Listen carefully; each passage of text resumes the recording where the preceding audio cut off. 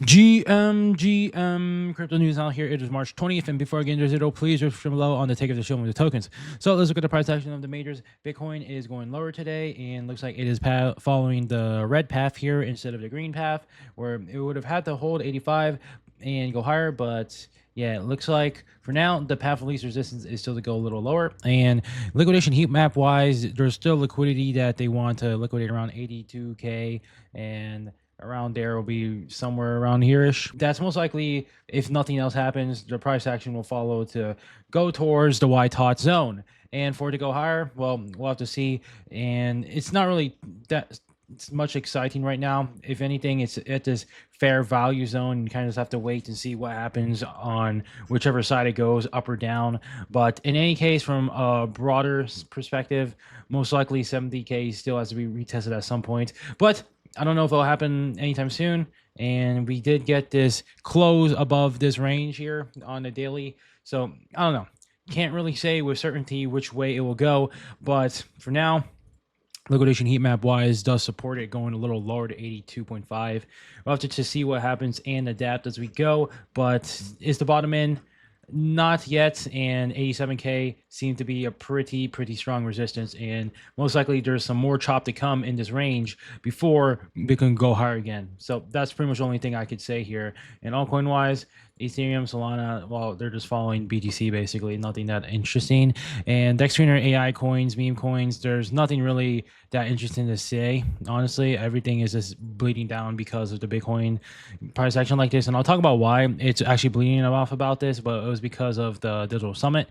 And yeah, nothing really too exciting on that front. So let's look at the tweets. Introducing PumpSwap, Pump's new native DEX. Beginning now, all coins that complete their bonding curve will migrate directly to PumpSwap. PumpSwap enables instant migration, zero migration fees, more liquidity, creator revenue sharing, and more. Yeah, so Pump Fund is now releasing their own DEX aggregate version of Radium, Jupiter, and now they're doing it with their own Pump Fund platform.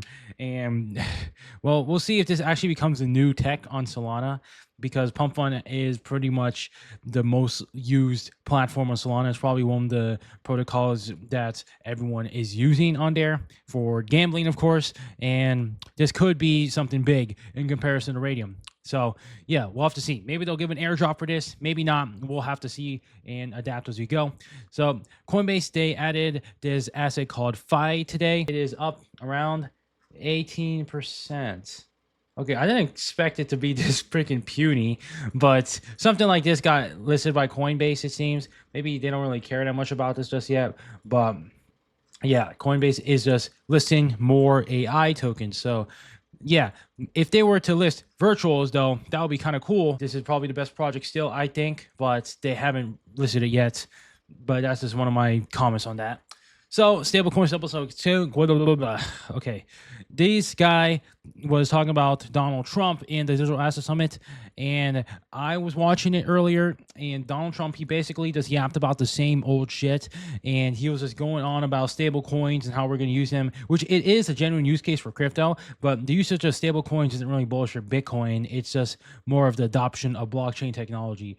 And you know, stablecoins, they don't go up or down. They're just a way to send money, and Donald Trump here was just yapping about the same things over and over again, and this was somehow priced in. People were expecting some crazy ass news, and if we did get some crazy news like 0% income tax on crypto, then it would have gone higher. But the fact that people's expectations were let down because Donald Trump basically said nothing here, well, it went down. And also, this was just a pre-recorded video. He wasn't even actually at the event, so like it kind of just showed that Donald Trump, he doesn't really care that much short term. Maybe he's gonna do some more midterm things because that is his actual time frame. But short term right now, it seems like he's just doing it out of obligation and not because he cares that much about the immediate price action.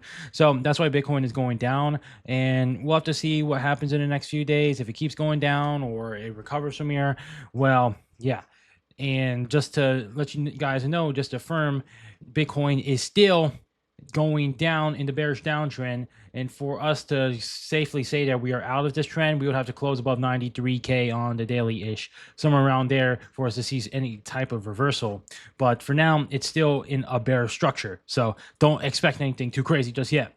So Please stop reporting on rumors. This shit is fucking cringe. So these guys were saying that there's a rumor that Trump will announce a zero tax or crypto gains tax on the summit today. So during the summit, there was actually a bit of pumping before it because people were expecting something crazy ass news of the crypto gains tax, but he didn't say it at all. And this guy was just basically yapping about this and was saying that there was rumors. But the fact that we didn't get it is a reason why this price action looks shit like this again. So yeah, this is kind of just a reasoning for water price actions like this, and maybe we will get the zero tax on crypto capital gains in the US. That would be pretty nice. But is that actually even a bullish thing for crypto? Like, does that mean that people are going to be more interested in crypto? I mean, investment long term, sure, but short term, this could actually be bearish because that means that people are going to start selling their Bitcoin to take advantage of this to put into fiat, and maybe they weren't selling their crypto at all because of taxes in the US, which is about 30-40% if you have a large holdings. It's pretty insane. They tax it as an income tax. So you would get taxed a lot, even though it's all of your gains. But yeah, this would basically, I would think, is bearish if it actually happened and they implemented it. But long term, it's bullish because it's more adoption for Bitcoin. So we'll have to see what happens. So this pump fund Radium thing is a good life lesson. Radium thought they were safe and had total control. They did nothing, just sat back. The news came out, pump fund was working on their own liquidity pool. Radium scrambled to make a pump fund competitor gain control, but it's far too late. Pump fund already taken over. The lesson: never get comfortable, never sit back, always keep pushing forward. If you don't, someone else will. Yeah, complete good life lesson there. Competition life is always that, and there's always somebody out there in the competition in your field who wants something from you.